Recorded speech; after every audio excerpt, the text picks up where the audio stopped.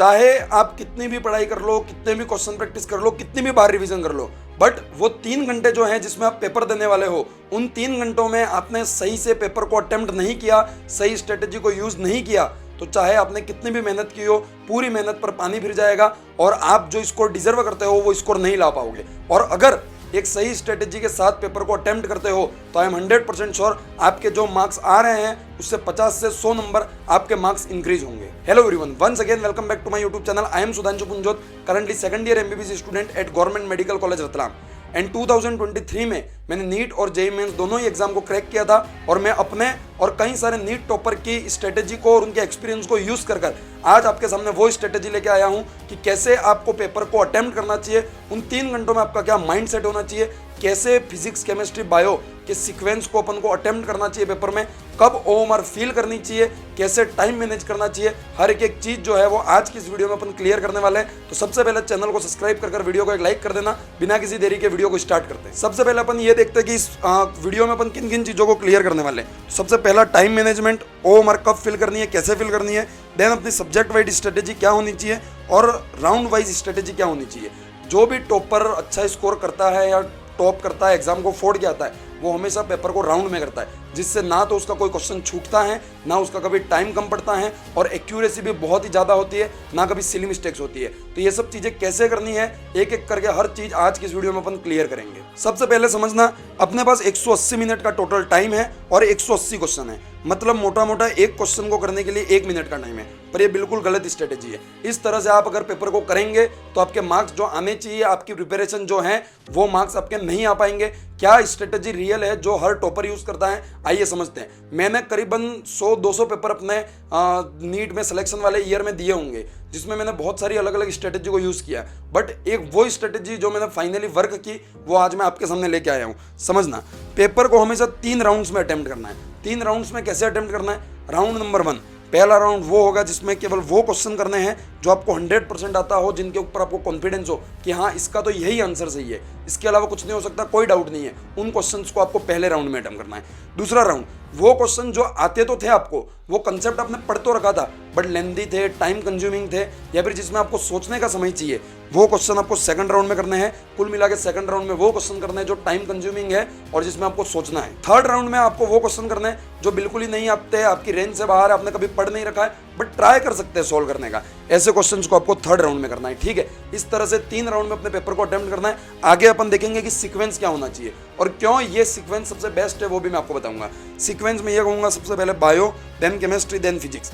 But अगर आप अब तक कोई सीक्वेंस पहले यूज करते हुए आ रहे हैं, कई सारे लोग फिजिक्स को पहले करते हैं, केमिस्ट्री को पहले करते हैं, जो अपना स्ट्रॉन्ग सब्जेक्ट होता है उसको पहले करते हैं। अगर आप एक अच्छा सीक्वेंस यूज करते हुए आ रहे हो और अगर आप उसमें सक्सेस हैं तो आप अपने सीक्वेंस को चेंज ना करें।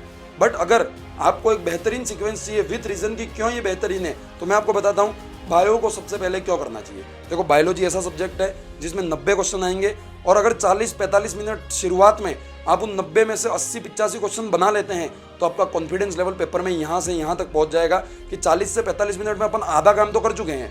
अब अपने पास 2 से 2.5 घंटे बचे हैं जिसमें अपन को आधा काम और करना है। अगर आप 80 क्वेश्चन सही कर लेते हैं तो आराम से आपने नीट में 60% स्कोर कर लिया है जो आपको सिलेक्शन के लिए चाहिए। आधा 40% स्कोर करने के लिए अपने पास 70 to 80% टाइम बचा हुआ है। तो ये मेन वजह है बायोलॉजी को करने की। दूसरी मेन वजह यह है कि इसमें कोई ऐसी चीज़ नहीं पूछी जाएगी जिसमें तुम्हारा टाइम पूरा खा जाए। बायोलॉजी में एज फॉरवर्ड जैसे एनसीईआरटी की लाइनें हैं, सेम वैसी लाइनें उठा के पूछ ली जाएंगी। आता है तो टिक करो वरना आगे बढ़ो। ऐसा नहीं होगा कि आपके टाइम खा जाए और पीछे आपको पेपर करने के लिए टाइम ना मिले।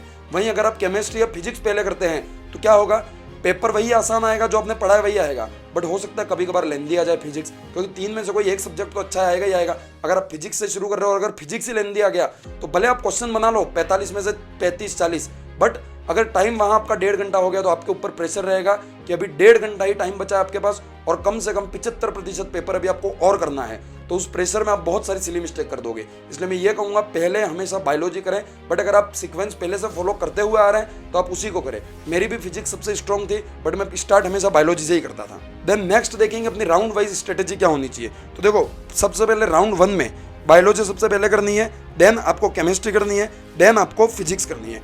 बायोलॉजी को आपको पहले राउंड में बायोलॉजी 40 मिनट में करनी है और 75 से 80 क्वेश्चन करने का ट्राई करना है। ऐसा नहीं है कि करने ही है, आपको जितने आते हैं उतने करना, बट वो एवरेज स्टूडेंट जिसके 620 630 नंबर आकर सिलेक्शन लेने वाला है, उसके डाटा मैं आपके सामने ये बता रहा हूँ। बट मैं आपको ये कहूँगा क्वेश्चन का नंबर ना देखें, आपको इन 40 मिनट के अंदर अंदर एक फर्स्ट राउंड में बिल्कुल रैपिडली करना है कि जो आता है टिक, नहीं आता है छोड़ो, आता है टिक, नहीं आता है छोड़ो। इस तरह से 40 मिनट में बायोलॉजी को करना है, 40 मिनट में ही केमिस्ट्री को और 40 मिनट में ही फिजिक्स को। भैया फिजिक्स 40 मिनट में कैसे करें?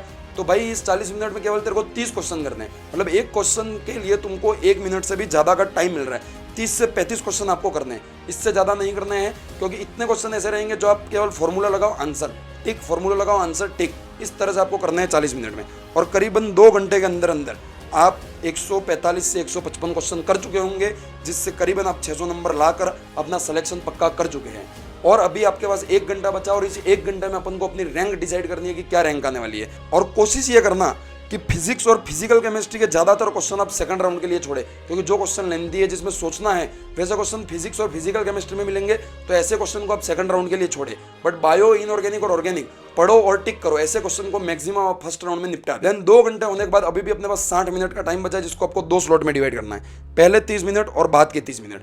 एक 30 मिनट वाला जो स्लॉट है उसमें आपको सेकंड राउंड करना है, जिसमें जो टाइम कंज्यूमिंग क्वेश्चन है, जो आपको सोचने पड़े, जो लेंथी है, उन क्वेश्चन को सोल्व करना है। अगर आप 150 क्वेश्चन पहले कर चुके हैं तो ऐसे क्वेश्चन मुश्किल से 15 क्वेश्चन लगभग होंगे, और 30 मिनट 15 क्वेश्चन के लिए बहुत होता है। अगर आप 15 भी कर लेते हैं तो यहाँ से 165 क्वेश्चन आपके करेक्ट हो जाएंगे, वो बहुत है, ठीक है। तो एक सिलेक्शन के लिए, एक अच्छी रैंक के लिए 165 क्वेश्चन बहुत ही अच्छे नंबर हैं, तो आप ये कर सकते हैं। और बाकी के जो 30 मिनट बचे वो OMR के लिए और थर्ड राउंड के लिए। तो क्या सीक्वेंस होना चाहिए एक बार फिर बताता हूँ। फर्स्ट राउंड को अच्छे से करो, 1-2 घंटे लगेंगे आपको लगभग, फिर सेकंड राउंड को करो, 2.5 घंटे तक आपका फर्स्ट और सेकंड राउंड हो चुका है, और अब तक आपका पेपर जितना आपको अच्छे से आता था वो आप कर चुके हैं। अब वो क्वेश्चन बचे हैं 10-15 जो आपको नहीं आते, और अगर आप एवरेज मीडियोकर स्टूडेंट है तो ऐसे 10-15 क्वेश्चन होंगे ही पेपर में। देन 2 राउंड होने के बाद आपको अपनी OMR भर लेनी है, और मैं यही रिकमेंड करूंगा, अगर आप OMR लास्ट में भर रहे हो तो जब भी पेपर का आधा घंटा बचा हो आप OMR भरना शुरू कर दे, वरना लास्ट में प्रेशर आता है कि 10-15 मिनट में पूरी OMR भरनी है और OMR गलत हो जाती है। तो जब 2.5 घंटे हो जाए पेपर में, आधे घंटे का टाइम बचा हो, तो OMR भरना शुरू कर देना। और चाहे आपके 2 राउंड पूरे भले ना हुए हो, बट OMR भरना शुरू कर देना, ये मैं आपको सजेस्ट करूंगा। और OMR भर लो अगर आप सही समय पर, तो 15 मिनट का टाइम अभी भी बच जाएगा।